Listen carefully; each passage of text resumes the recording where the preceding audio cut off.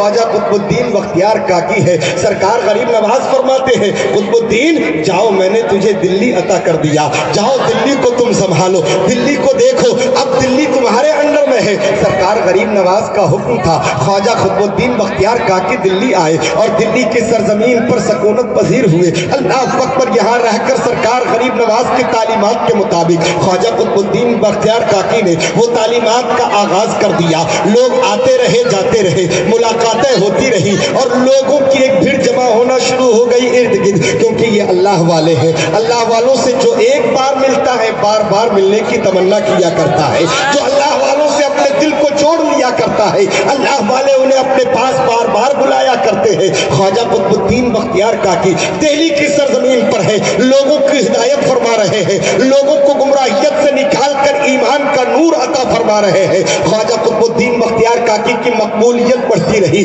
اس وقت دہلی کی سرزمین پر، آج تک دہلی کی سرزمین میں حکومت شمس الدین التمش کی تھی، بادشاہ اس وقت کے شمس الدین التمش تھے۔ اللہ اکبر، جب معلوم ہوا بادشاہ وقت کو کہ دہلی کی سرزمین پر غریب نواز کا خلیفہ خواجہ قطب الدین بختیار کاکی آئے ہوئے ہیں، شمس الدین التمش چل کر گیا، خواجہ قطب الدین بختیار کاکی کے ہاتھ پہ ہاتھ دیا، مرید ہوا اور مرید ہو کر پھر اپنے سلطنت کے کام میں مصروف ہو گیا۔ بڑا عقیدت مند تھا بادشاہ شمس الدین التمش اور بڑا شریعت کا پابند تھا، پنج وقتہ نمازی تھا۔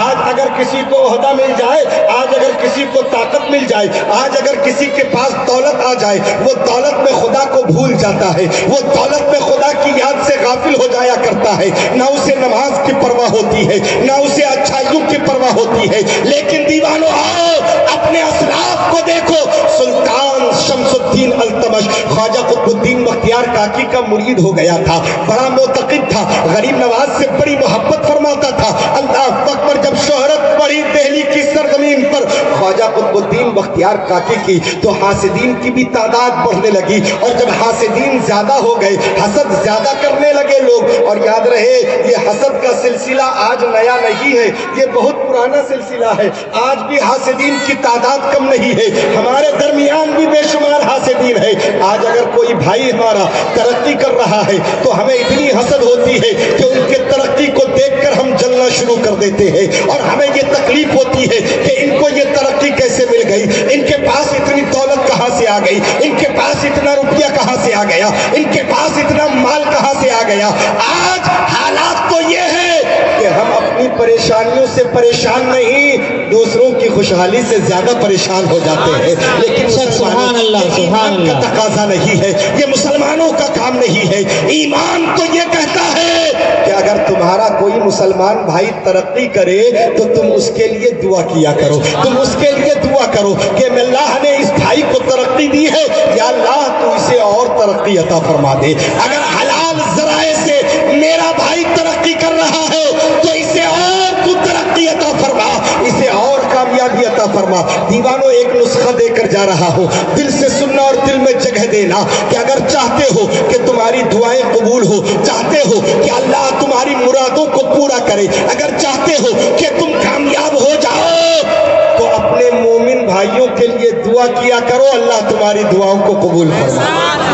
اپنے مومن بھائیوں کے لیے دعا کرا کرو۔ اللہ اکبر، کسی سے چلو نہیں، کسی کے تعلق سے حسد نہ کیا کرو، کسی کی ترقی کو دیکھ کر اپنا دل نہ جلایا کرو، اپنی نیکیاں نہ خراب کیا کرو۔ خواجہ قطب الدین بختیار کاکی نے جب شہرت پائی ہے دہلی کی سرزمین پر، حاسدین کی ایک لمبی فہرست ہو جاتی ہے، اور حاسدین حسد میں اس قدر جلنا شروع کر دیے کہ حضرت خواجہ قطب الدین بختیار کاکی کے عزت کے پیچھے پڑ گئے کہ کسی طرح ان کو بے عزت کیا جائے۔ ایک فحشہ عورت کو تیار کیا، اسے روپے پیسے دے کر خریدا گیا، اور 4 گواہ تیار کیے گئے، انہیں بھی خریدا گیا، اور خواجہ قطب الدین بختیار کاکی پہ اس عورت کے ذریعے الزام لگایا گیا کہ جاؤ بادشاہ سلطان التمش کے دربار میں جا کر گواہی دینا کہ خواجہ قطب الدین بختیار کاکی نے میرے ساتھ زنا کیا ہے، اور زنا کے ثبوت میں تم اپنا بچہ پیش کرنا اور کہنا یہ بچہ خواجہ قطب الدین کا ہے۔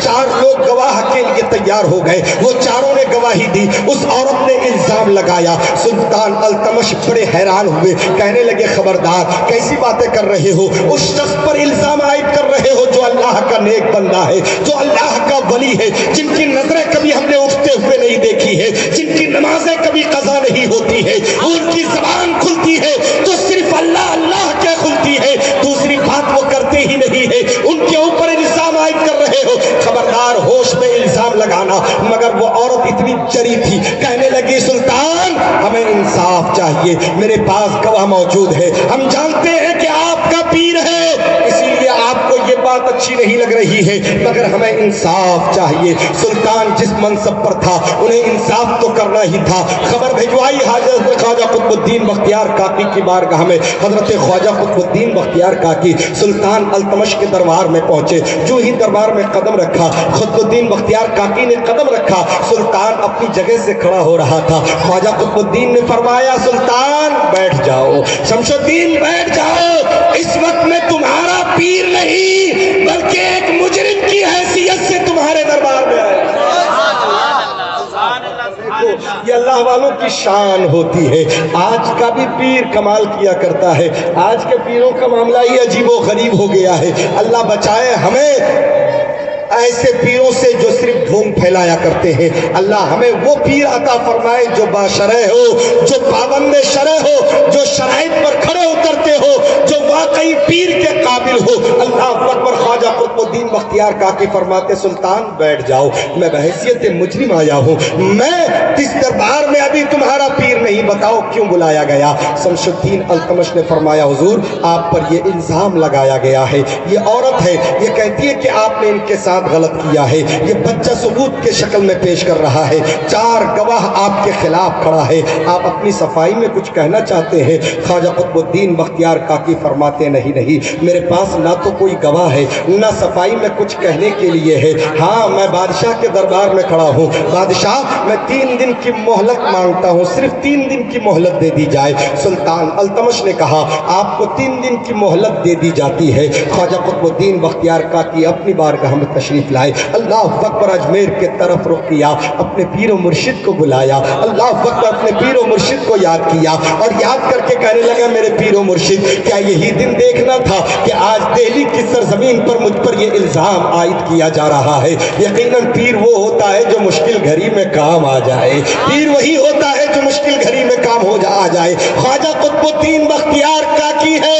اے مشکل گھڑی ہے، غریب نواز کو یاد فرما رہے ہیں۔ اے سلطان غریب نواز سیدنا خواجہ معین الدین چشتی، آج آپ کے مرید پر پریشانی آئی ہے، خبر لیجئے۔ اللہ اللہ، ادھر خبر گیری کیجئے۔ خواجہ قطب الدین بختیار کاکی نے اپنے پیر کو پکارا، ادھر سے خواجہ غریب نواز نے جواب دیا بیٹا قطب الدین گھبرانا نہیں، میں آ رہا ہوں۔ دلی سے پکارا۔ آج تو موبائل کا دور ہے، ٹیلی فون کا دور ہے، لیکن اس وقت نہ کوئی موبائل تھا نہ کوئی ٹیلی فون تھا۔ اللہ اکبر، اللہ والوں کو اللہ نے وہ قوت عطا فرمائی کہ ہم یہاں سے پکارے وہاں وہ سنے، سبحان اللہ سبحان اللہ، ہم یہاں سے پکارے وہاں وہ سنے۔ ایسی سماعت اللہ نے اپنے مقربین کو عطا فرمائی ہے کہ دہلی میں بیٹھ کر پکارو گے خواجہ اجمیر میں سماعت فرما۔ نعرہ تکبیر، نعرہ رسالت، علماء اہل سنت، مسلک اعلی حضرت خواجہ غریب نواز کانفرنس، حضرت علامہ مولانا مفتی خورشید عالم صاحب قبلہ۔ حضرات ادھر خواجہ قطب الدین بختیار کاکی نے پکارا، ادھر غریب نواز نے فرمایا بیٹا قطب الدین گھبرانا نہیں، میں آ رہا ہوں۔ اللہ اکبر، ایک دن گزرا، دوسرا دن گزرا، تیسرا دن گزر گیا، شام کا وقت ہے، مغرب کی اذان ہو چکی ہے۔ پیر ہے سرکار غریب نواز اور مرید ہے خواجہ قطب الدین بختیار کاکی، مغرب کی نماز کے لیے کھڑے ہو گئے۔ ابھی تک غریب نواز نظر نہیں آئے تھے، مگر جو ہی مغرب کی نماز سے سلام پھیرا ہے سرکار خواجہ قطب الدین بختیار کاکی نے، دیکھا پیچھے صف میں غریب نواز موجود ہے۔ غریب نواز کی جو رکعتیں چھوٹ گئی تھی وہ ادا فرما رہے ہیں غریب نواز۔ نماز سے فارغ ہوئے، خواجہ قطب الدین بختیار کاکی کا ہاتھ پکڑا غریب نواز نے اور لے کر چلے، چلو دربار میں چلتے ہیں۔ اللہ اکبر، لوگوں نے کہا حضور سواری آ جائے، حضور سواری کا انتظام کر دیا جا رہا ہے۔ غریب نواز نے فرمایا آج کوئی سواری نہیں، آج پیدل جائے گا معین الدین۔ اللہ اکبر، میں یہ بھی تو دیکھوں کس کس نے میرے قطب پر الزام لگایا ہے، اور آج دہلی میں کتنے محبت کرنے والے ہیں کیا یہ بات دہلی ہے۔ کی زمین ہے اور اس زمین کو وہ نسبت حاصل ہے کہ یہ زمین قدم پاک غریب نواز سے مس ہو کر جائے۔ کیا بات ہے، واہ واہ واہ۔ چاہے دہلی میں کوئی بھی بیٹھ جائے، قسم خدا کی ہمیں تو ناز اس زمین پر اس لیے ہے کہ ہند کے راجہ ہمارے خواجہ غریب نواز اس دھرتی پر چلے۔ سبحان اللہ سبحان اللہ۔ ہم اتنی محبت کرتے ہیں اس سرزمین سے کہ کوئی دشمن آنکھ اٹھائے تو ہم اپنی زمین کے خاطر ان کی آنکھ نکال لیں۔ کیوں؟ کیونکہ یہ زمین خالی زمین نہیں، یہ ہمارے بزرگوں کا سینچا، ہمارے بزرگوں نے سینچا ہے اس زمین، ہمارے بزرگوں نے قدم رکھا ہے اس زمین پر۔